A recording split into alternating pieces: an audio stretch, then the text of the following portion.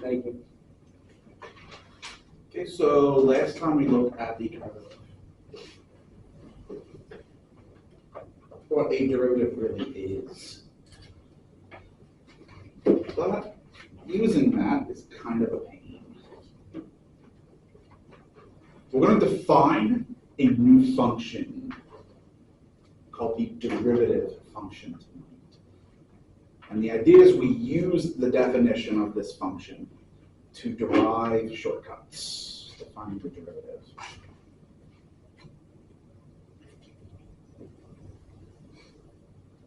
Derivative function is the function f prime of x equals the limit as h approaches 0, f of x plus h minus f of x all over h.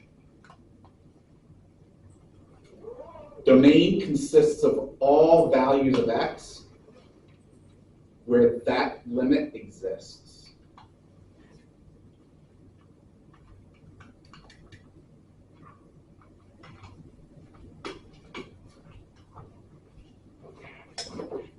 I kind of touched on this last time. The function is said to be differentiable at a if the derivative exists at a. And it's differentiable over a set or an interval if it's differentiable at every point within that set.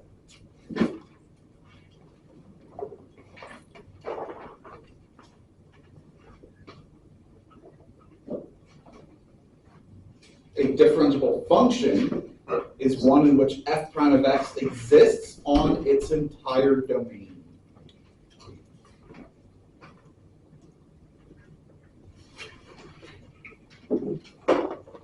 So the example that we looked at last class was absolute value of x, and we saw that it wasn't differentiable at 0, but 0 is in the domain of absolute value, right? So absolute value of x is not a differentiable function.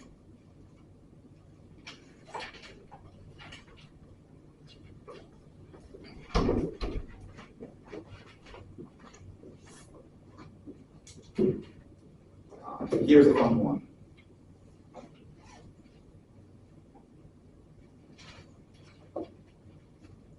If f is differentiable at a, then it's continuous at a. Right? This is saying that differentiability implies continuity.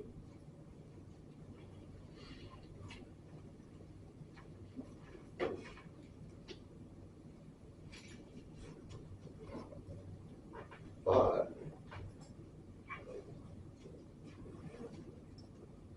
is the converse true?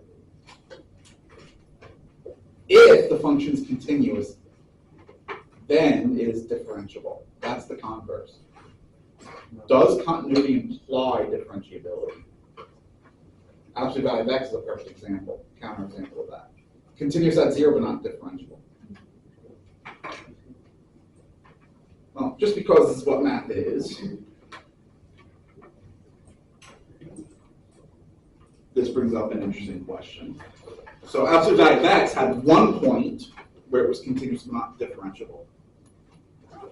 What can we find a function that has 2 points of continuity that are not differentiable? Can we find a function? 3 points.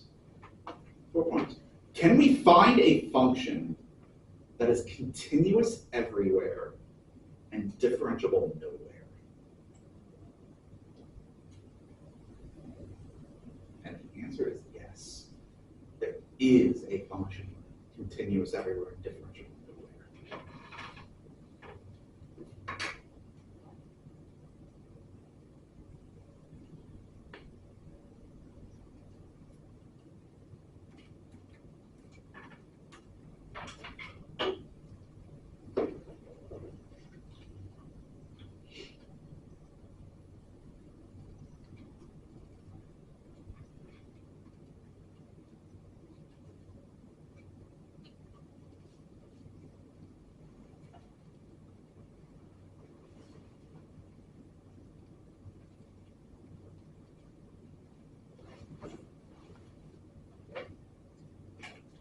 It is called the Weierstrass function.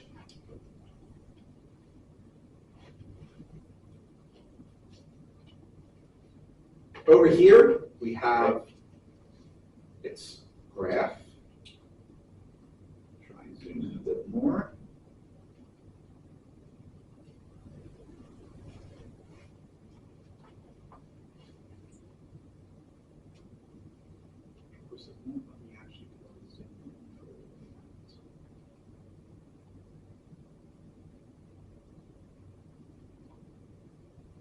No, whatever, that's good enough.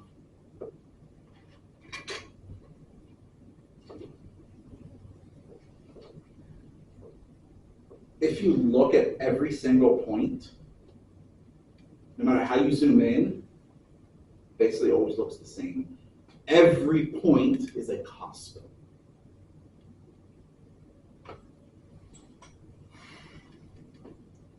Now, what does this function, what does the actual function itself look like? That's its graph.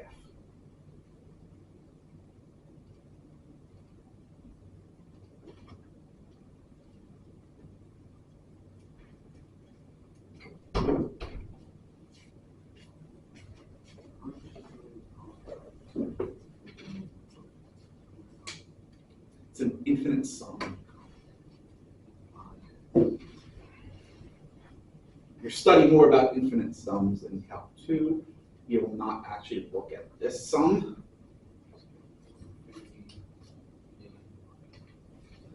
This is a Fourier series. Fourier series comes up in partial differential equations.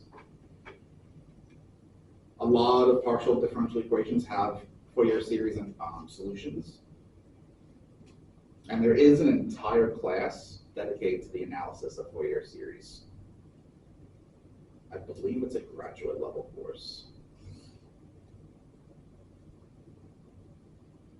I believe I looked it up, I believe I saw it was grad level.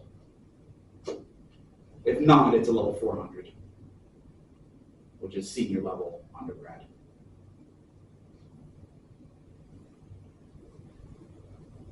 Which means these series are really complicated.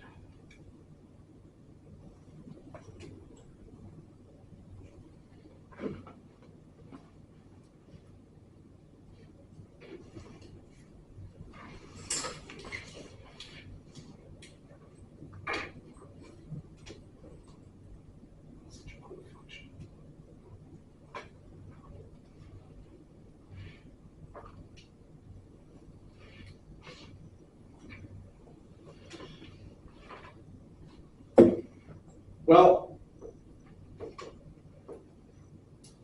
you have a function f, right? You find its derivative function f prime of x. So there is a distinction. What we looked at last time is the derivative. The derivative is a mapping.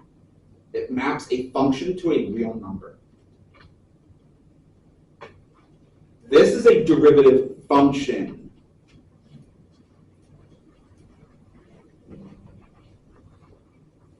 However, for simplicity, we typically refer to this as the derivative. So if you're asked, find the derivative of a function, generally this is what they want, the derivative function. And then we refer to the derivative itself as the derivative at a point.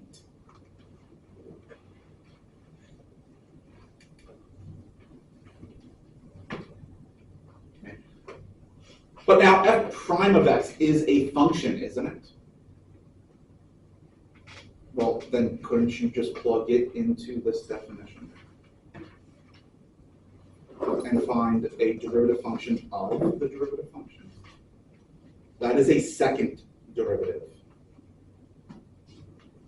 But it is a function which could be plugged into this definition. That's a third derivative, which is a function that can be plugged into this definition. So on and so forth. Collectively, these are all known as higher order derivatives. So you have second, third, fourth, fifth, so on and so forth. It's nothing complicated, it's just the nth derivative is the derivative of the n minus first. So you just keep finding derivatives until you get to the level you want. Several forms for derivatives. So the one that we're most familiar with is f prime. So you have f double prime, f triple prime. After the third derivative, we stop using prime notation. Then we'll use the parentheses. But I could also use it for third and second. So I could just use parentheses 2 to represent a second, parentheses 3 to represent a third. Using y notation, right, y double prime, y triple prime, so on and so forth. We can also use operator notation. There's actually 2 operators. This is known as Leibniz notation. Right? dy dx, df dx is Leibniz notation. Or Leibniz, I think it's pronounced, Leibniz notation.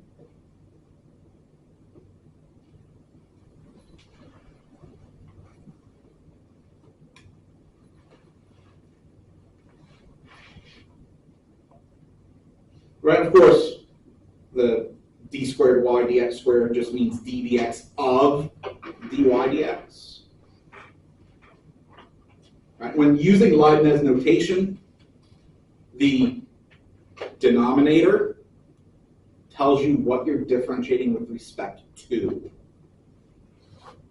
The numerator is what you're differentiating. It's the function.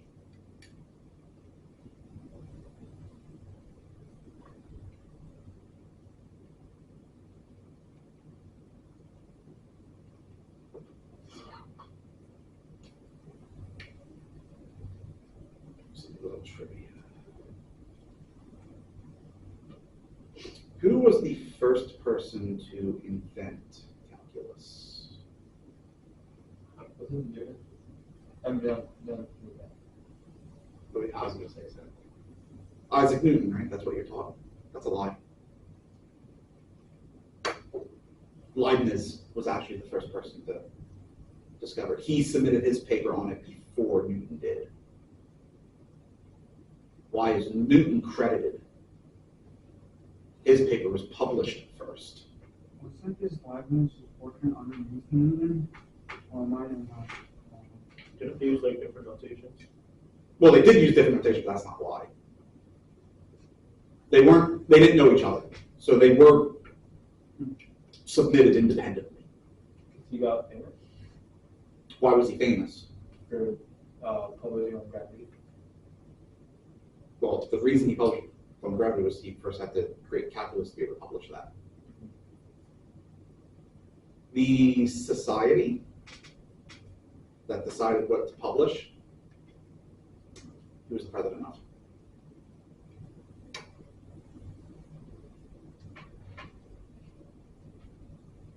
So he stole credit.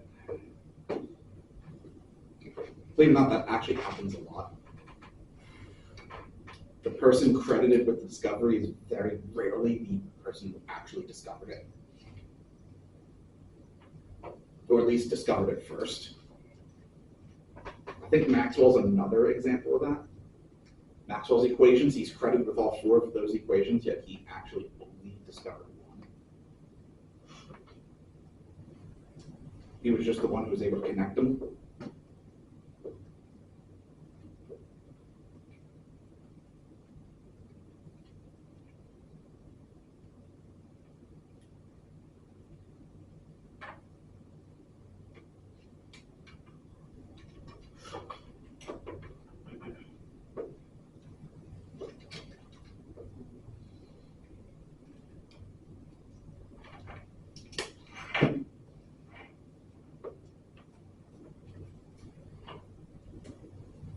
F of x is x squared minus 3x. We want to find f prime of x.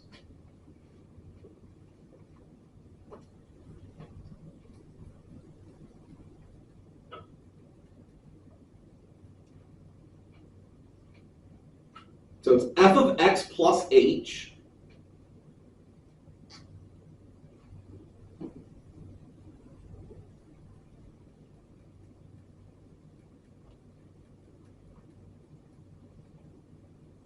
minus f of x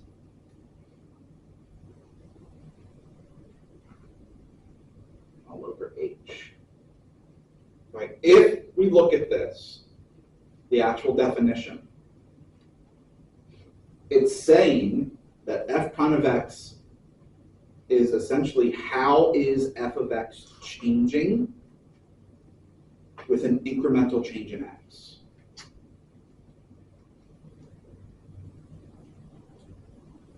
That's going to be important when you study Calc 3. When you look at multivariates, so more than one independent variable. The idea of incremental changes.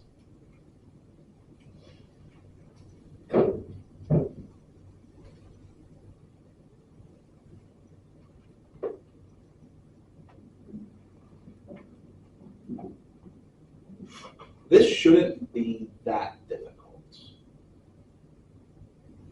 X plus h all squared. That's a perfect square binomial, and you studied that special formula in algebra.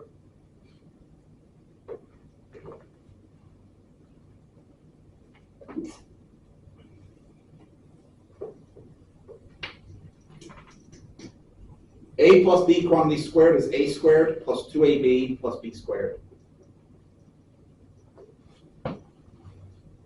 And that is on one of those tables that I provided at the start.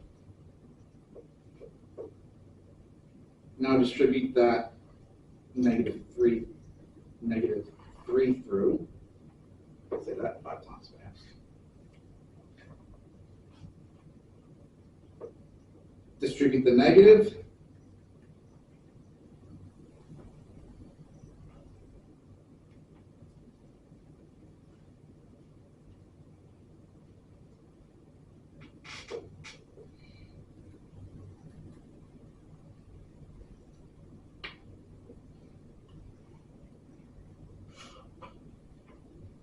X squared minus x squared minus 3x plus 3x.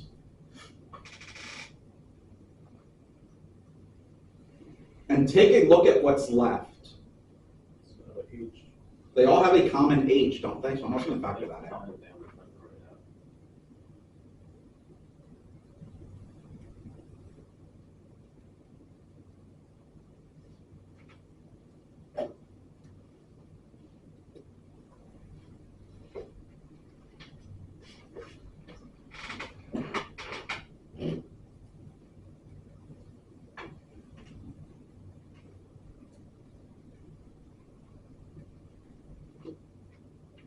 What's that limit? 2x minus 3. There's your derivative function. What's the domain? All real numbers? All real numbers.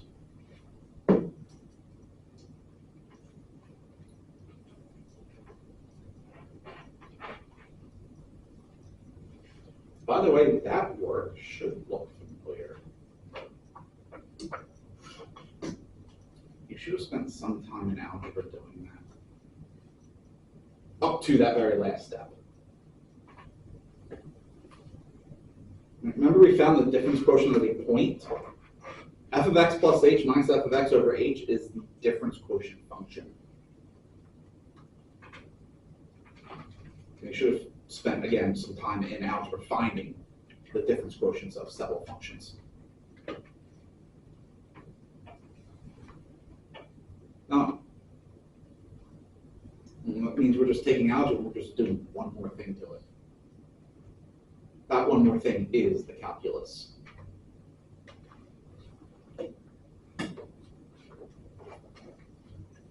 Wasn't this the only calculus step? Evaluating the limit itself. Calculus is easy. Are all your problems going to be this easy? You wish.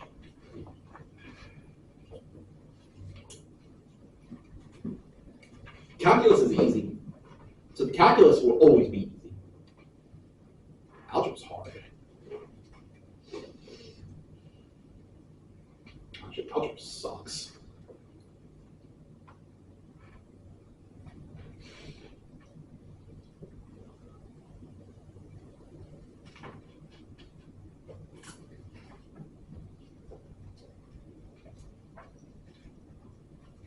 of x is 1 over x. Obviously, domain, everything except for 0. We're going to show that its derivative is negative 1 over x squared. And then we'll also state the domain.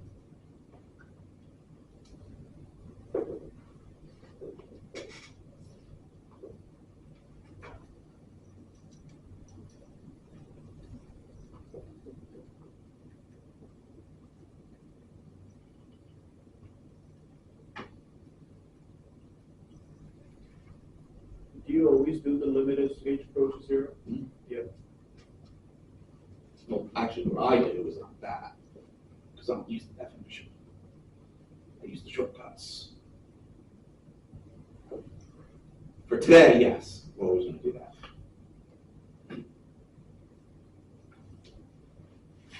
Limit as h approaches 0, f of x plus h minus f of x all over h.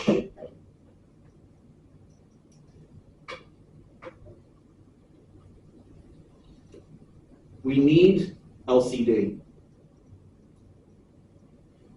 What is our LCD? What are we going to multiply numerator and denominator by?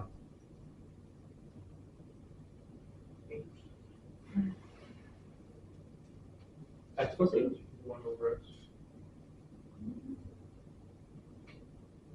H over x.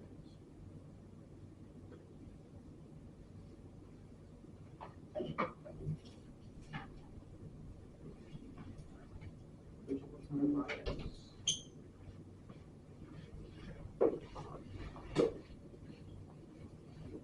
First off, how many terms are you looking at? 2.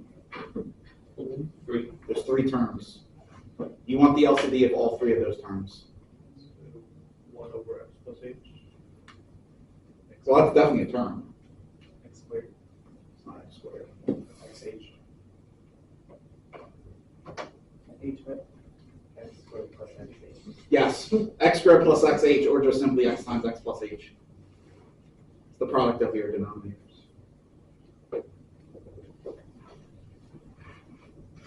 That leaves us with x minus the quantity of x plus h in the numerator,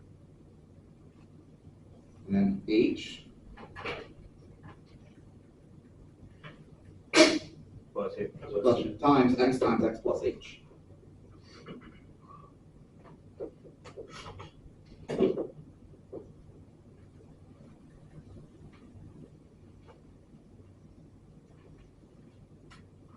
Well, x minus x, which is 0.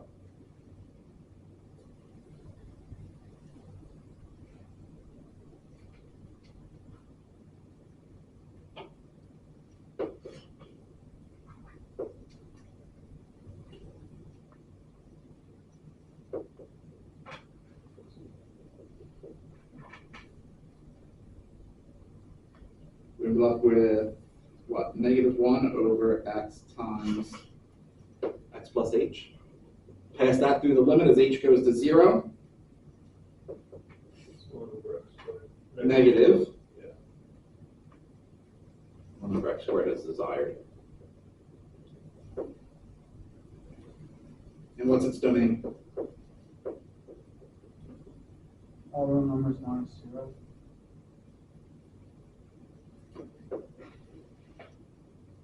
That is the same domain as the function, right? 1 over x is differentiable.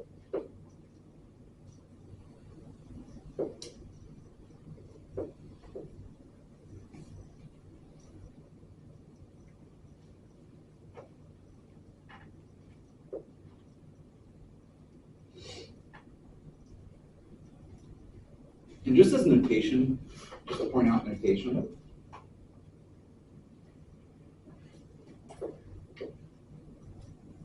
notice I switch the directions of my cross out between x and h. There's a reason for that. So we can tell the difference.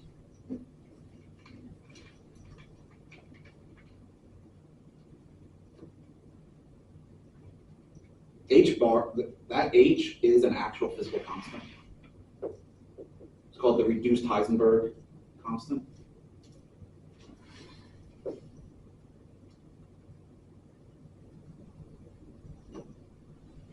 Which is h over 2 pi, or where h is your Heisenberg constant.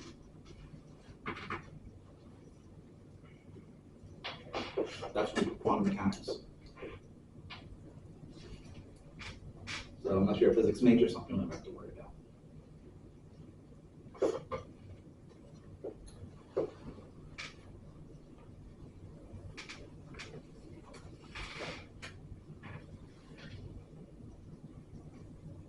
Yeah.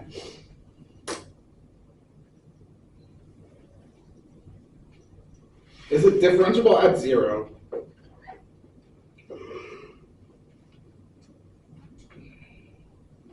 Let's find out.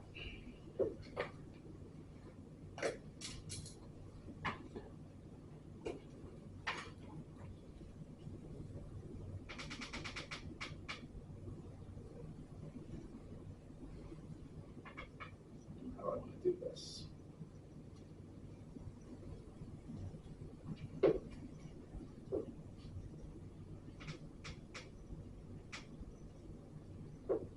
So that's one that that's.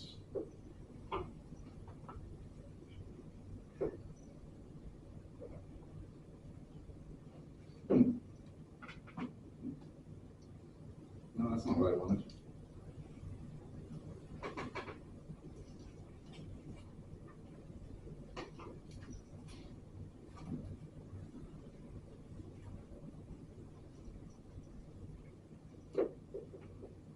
Look at this piece by piece.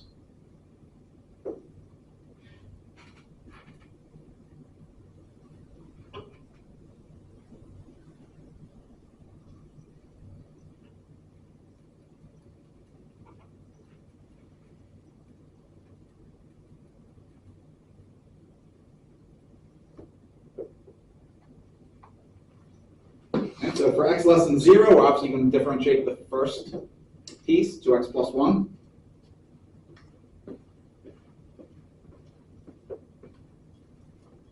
As we approach 0,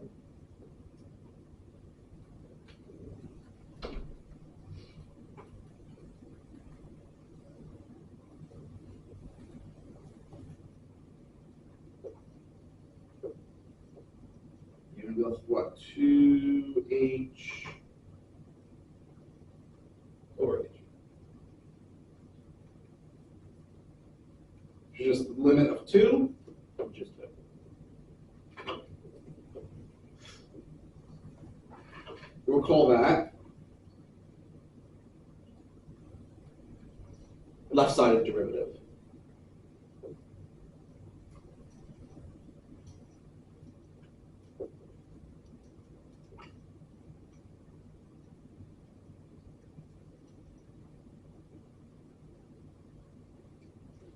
For x larger than 0,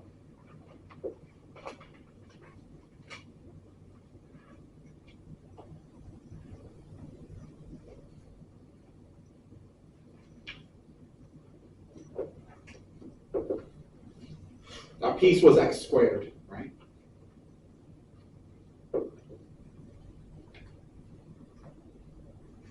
Expand out the x plus h squared.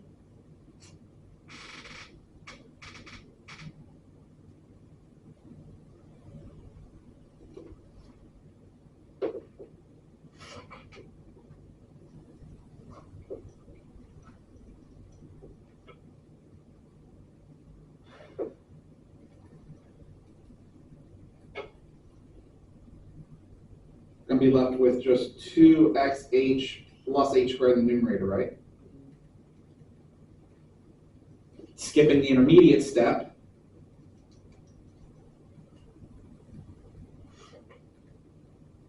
Just left with 2x plus h. And that limit would then be 2x. And we'll call that our right-sided derivative.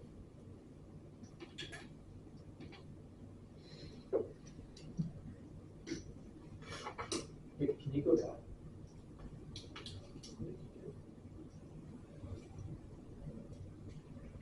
I just did the derivative of each piece. But notice I didn't do equals. We need the derivative at 0. That's where we need to use the other definition.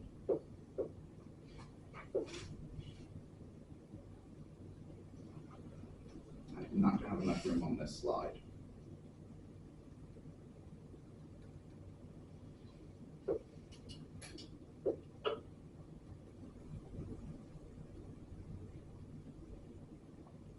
And it was f of x minus f of a over x minus a.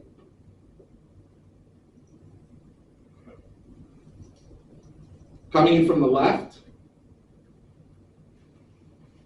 2x plus 1 is f of x, minus what is f of a? So what's f of 0? 1. 0. Oh, sorry.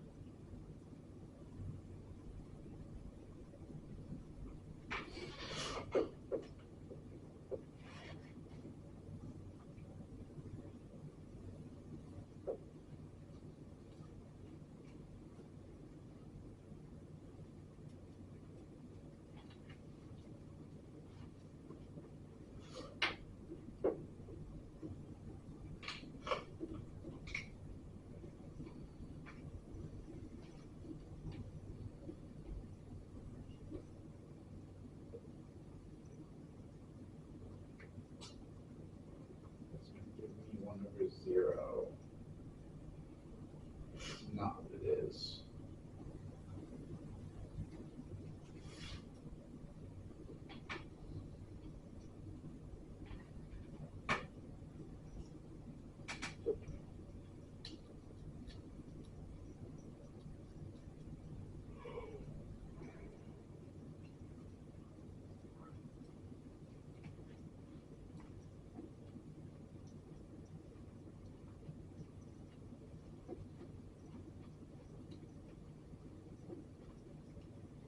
Just the other way I can do it.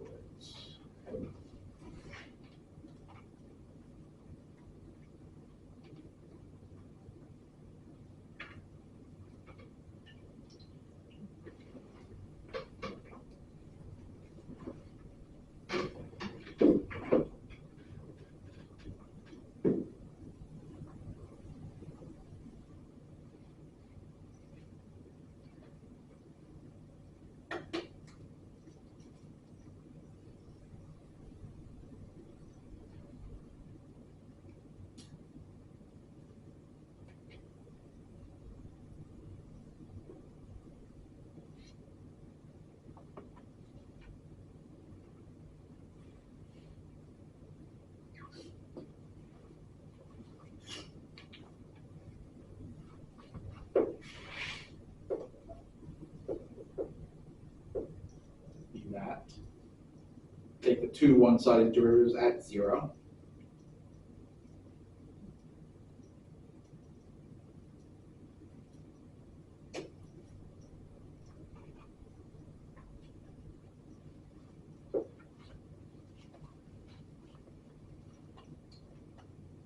Are they the same?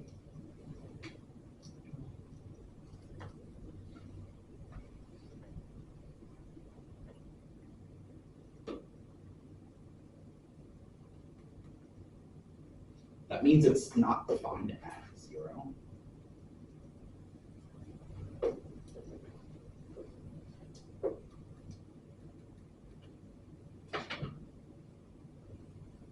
This becomes a 3-piece function.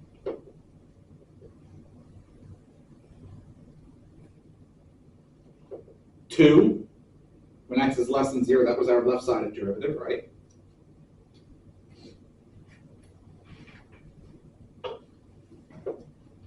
2x for x greater than 0.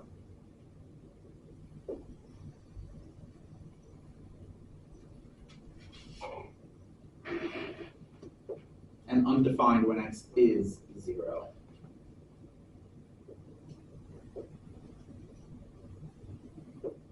Where do you get the 0 from, that prime from the right? What's the right-handed derivative? 2x. Evaluate that at 0. Yeah, that makes sense. We could also write without that middle piece, right? Just do less than 0, greater than 0, and then clearly it's undefined at 0 because 0 is not even included.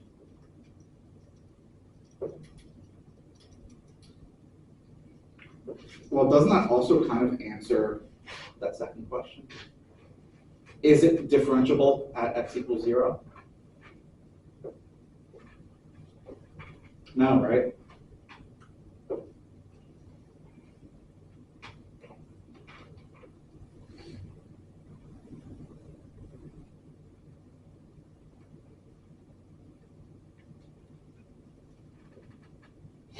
Not differentiable at 0.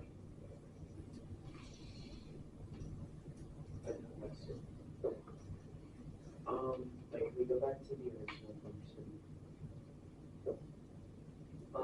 That's also like discontinuous at 0, right? Because like if there's like a jump discontinuity. It is, yes. Does a discontinuity imply undifferentiability? Yes. Okay.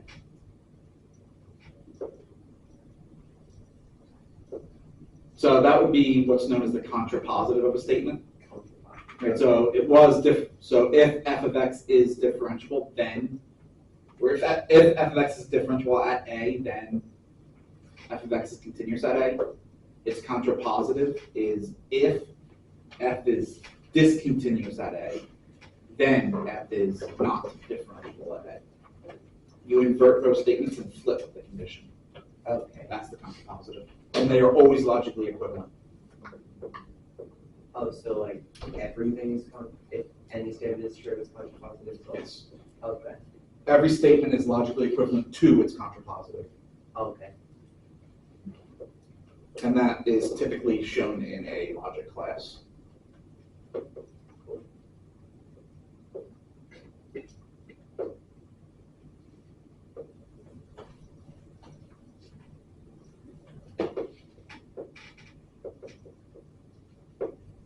And so if it was just asking that second part, you could have used that argument. You could have showed it's discontinuous and you're done. Okay. But this specifically wanted f prime, so I had to go through all that.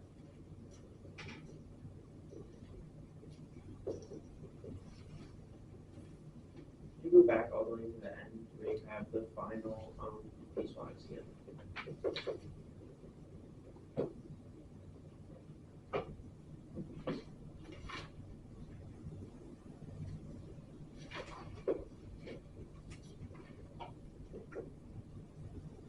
All right, thank you.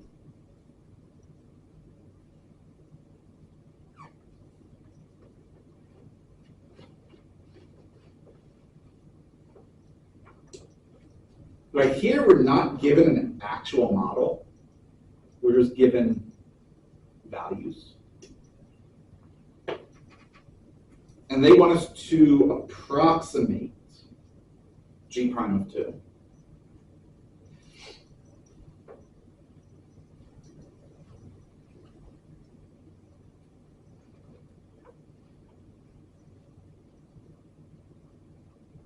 Right, so we can approximate an instantaneous rate of change at 2 using the symmetric difference quotient.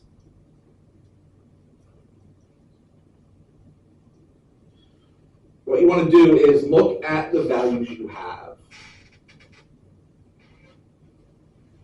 Smallest value larger than 2. 2.1.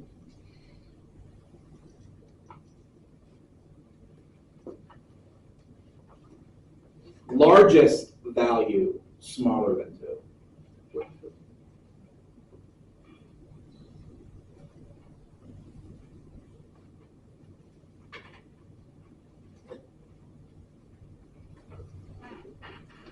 They're just metric difference quotient.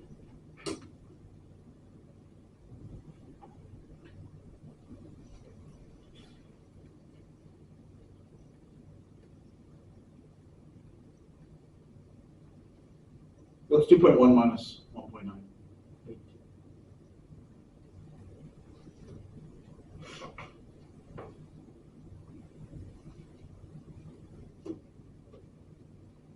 What is 4.41 minus 3.61? 0.8.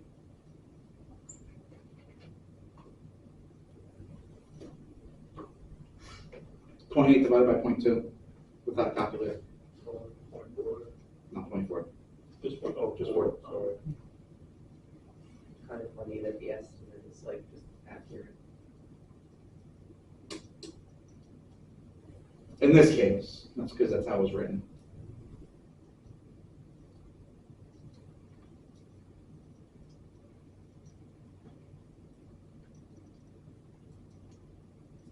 So G prime 2 is about 4, which does happen to be G of 2, but that is irrelevant because they have different meanings. Right? G of 2 being 4 says that at 2 the value of G is 4. Whatever G happens to Oh, be. no, I mean, G. Right? G prime of 2 being 4, Yeah. or approximately 4, is saying that if you increase the value of x by 1, the value of G is going to approximately increase by 1 as well. Or by 4. Sorry. Now, I mean, like, because this looks like an x squared function, so it would be 4 at that point. It does kind of look like x squared. Actually, it might be. I don't know. Again, that's just how it was written. It won't always be that nice. In fact, generally it won't be. Or if this is just like if you're given, like, for instance, a table of positions. And it's like, oh, approximate velocity at 2 seconds. Oh my gosh, okay. That's 1. Well, 3 times yesterday. You said you want to do it less than 3, so we have 1 left. Oh, yeah. That is the derivative function.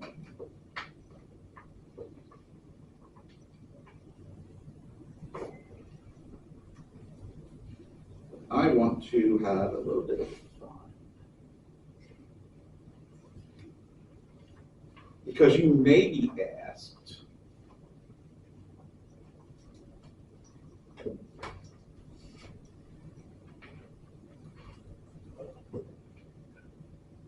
and I am just going to make this just real simple, just a simple power function, fifth power.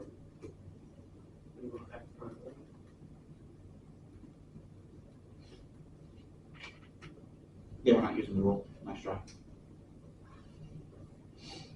We're using the definition. Why do you want me to use this? Are we gonna have to use Pascal's triangle for this? For sure. You just ruined my phone. Oops. Killjoy. I'm taking 30 points off your test score I deserve it. for killing my joy.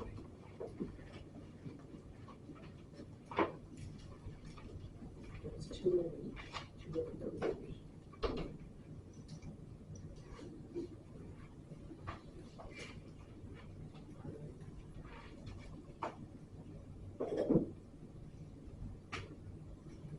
Okay, Killjoy.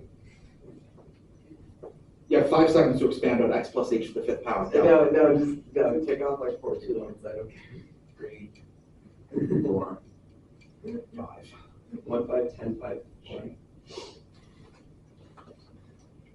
You missed one, by the way. 1, 5, 10, 10, 5, 1. Oh my gosh. I got all the numbers, it's just like all different numbers. So did you say you post these to YouTube? At the end of the semester, this will go up. On YouTube?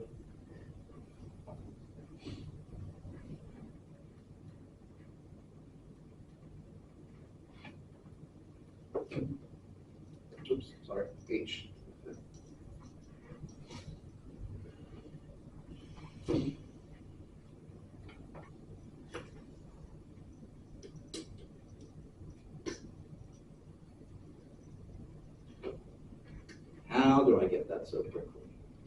Well, I happen to have memorized up to the 5th row of Pascal's triangle. I'm using two things. First, I'm using the binomial theorem.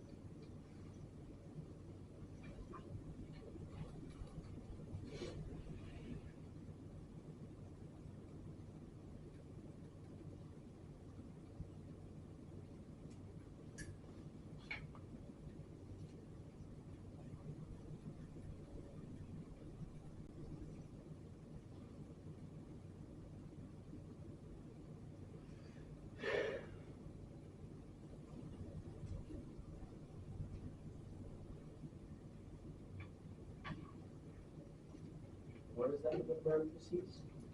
N minus I.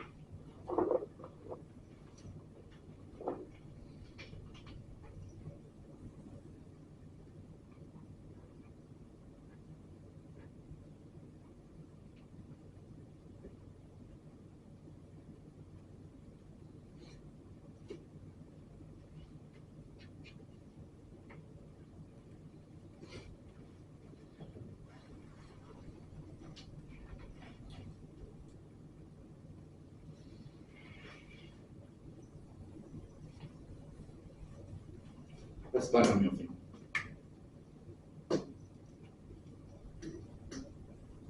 It's one of the most important results of algebra.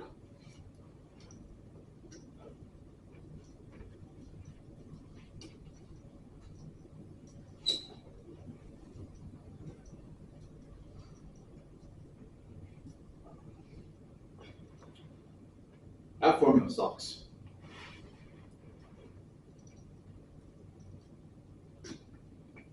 But it's made easier when you recognize a relationship between an object known as Pascal's triangle and the binomial numbers.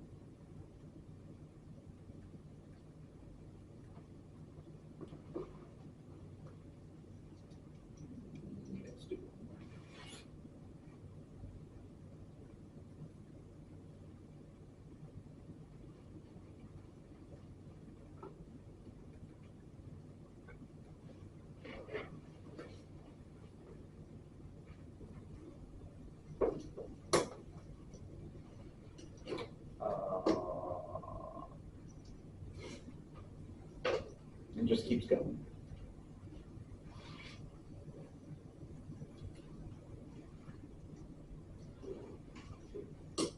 Every single entry in Pascal's triangle is a binomial number.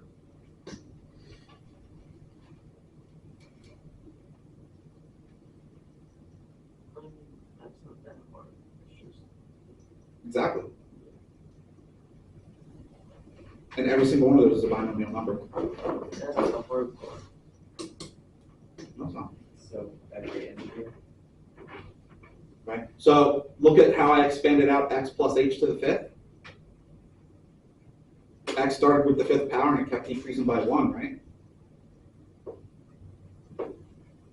H started at 0 power and kept increasing by 1. Look at your coefficients. They'll add up on 1, 5, 10, 10, 5, 1. Go down to row 5. 1, 5, 10, 10, 5, 1. So it's a bunch of mini triangles in the triangle. Not really mini triangles. Well, because it's 1 plus 5 equals 6. There's a bunch of mini Well, yeah, triangles. you're just adding diagonally above. Yeah, So if I wanted to expand out 8th power, coefficients 1, 8, 28, 56, 70, 56, 28, 8, 1 are the coefficients. So it'd be like 1, 9, 36, then 28 plus 56. 84. 126, 126. And if you notice, it's symmetric. So after the midpoint, they repeat. Oh, and switches levels, like how odds are, how odds at the center, but then evens the center. It's because the very top is considered to be the 0 row. Then you go first row, second row, third row, 40 from there. Same thing with the columns. It starts with the 0 column, and then 1, 2, 3, 4.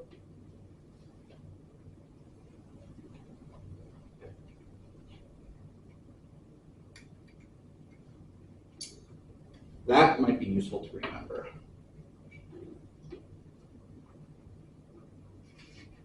Up to what power?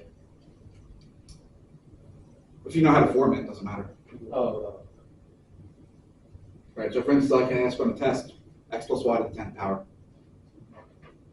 Well, I already gave you up to the 8th row, just to calculate 2 more rows and you're done. We're not done. Well, you essentially are. Because that's the hardest part of expanding, is getting your coefficients. After that, it's simple. Just a bunch of math. Unless I give you something like x plus 8 to the 10th power. Then you not only got to multiply with the coefficient, you're also going to have to find the powers of 8.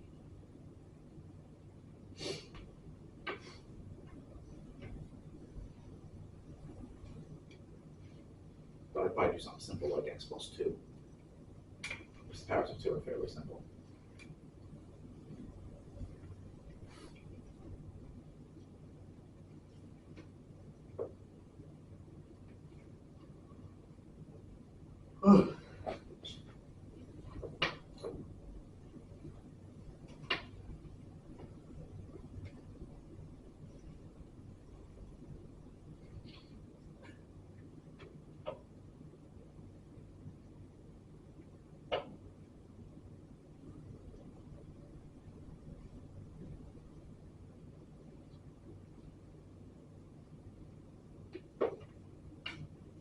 And once you simplify, that's what you get. Which is just 5x to the 4th power.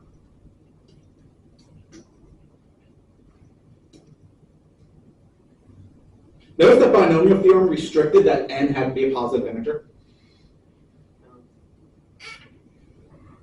If it's a negative integer, it's just 1 over that, so binomial theorem would also technically apply to negative exponents, negative integers. What's not there is real numbers. Something like 1/2.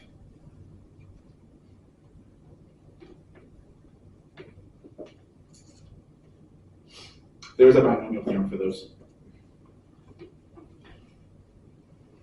It's actually an application of Taylor series, which you're studying in Calc 2. I thought it was a gamma function. Gamma function. Like factorial, but better. Gamma function is factorial if it's integer.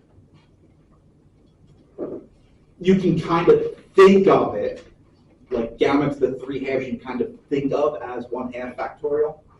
It's not really, because factorial is only defined for integers. But think of it like that. I don't think it uses the gamma function, not the way that you do in Calc 2. You use Taylor series. Okay. Gamma function you really don't study until complex. Oh, It's a complex value function. And of course, we were discussing this, right? The Riemann hypothesis has to do with the Riemann zeta function, which involves the gamma function.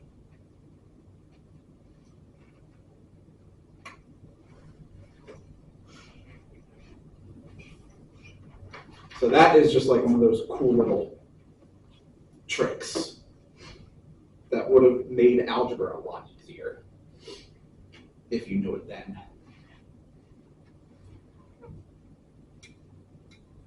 But now you do. Actually,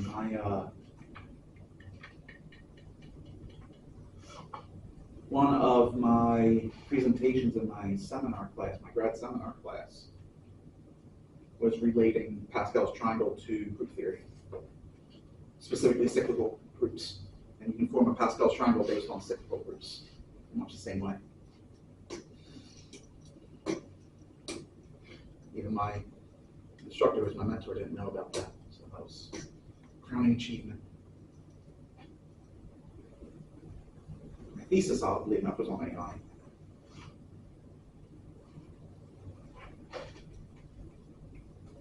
So that is the derivative function. Questions? It's a pain in the ass to work with. But we'll be using it to derive our shortcuts.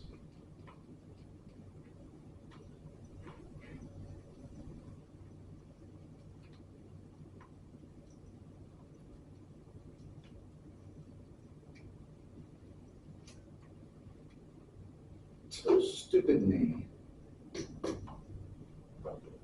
Left the sheet sitting on my desk. You can take the first thing up, so you're not going to fill that out.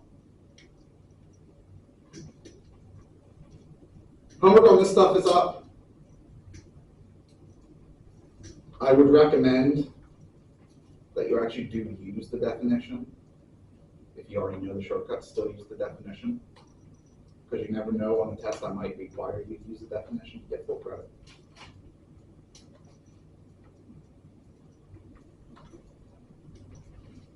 I should probably also add an announcement here, even though I still have some.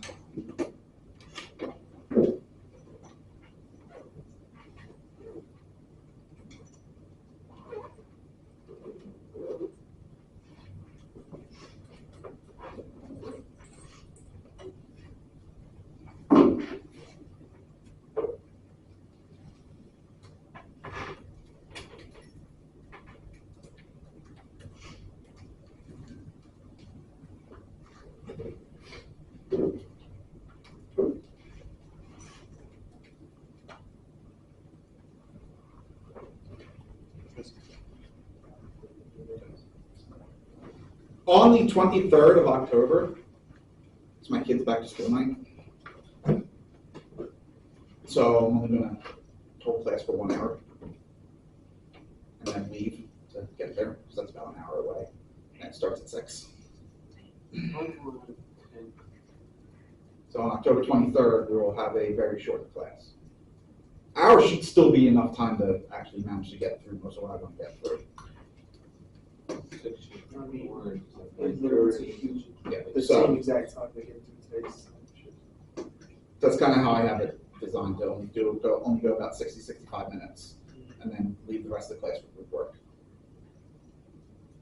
And so on Thursday, there just won't be any group work. On the 23rd, rather. And that is a Thursday.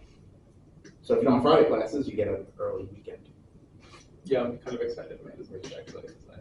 Which you'll be excited about. I'm also excited that Halloween is on Friday this year. Oh, is it? Yeah. I only work till 11 o'clock on Fridays. So I actually don't have to worry about leaving early.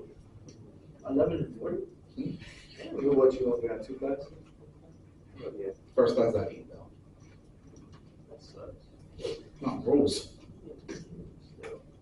I get there and I have my choice of partner. And I don't have to fight anymore. Really get your front bumper ripped off. Huh? Really get your front bumper ripped off and someone turns and you're falling through the intersection. Oh, well, that I have to worry about leaving. It's not even here. It's on my other campus. Who else do you teach? Rome University is my name. Oh, I think you told us that, actually. So that's where I am on Fridays. Monday, Yeah. Wednesday, Fridays. Which is much closer to where I live. All right, so work on this worksheet. rest of the class. So again, dear groups. And again, use the definition. I think a lot of them are repeating, because of course they are, and I couldn't be bothered to change it.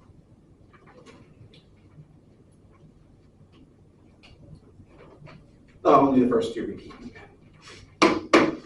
Like repeat the slide? Yeah, it's exactly the same. Oh, okay.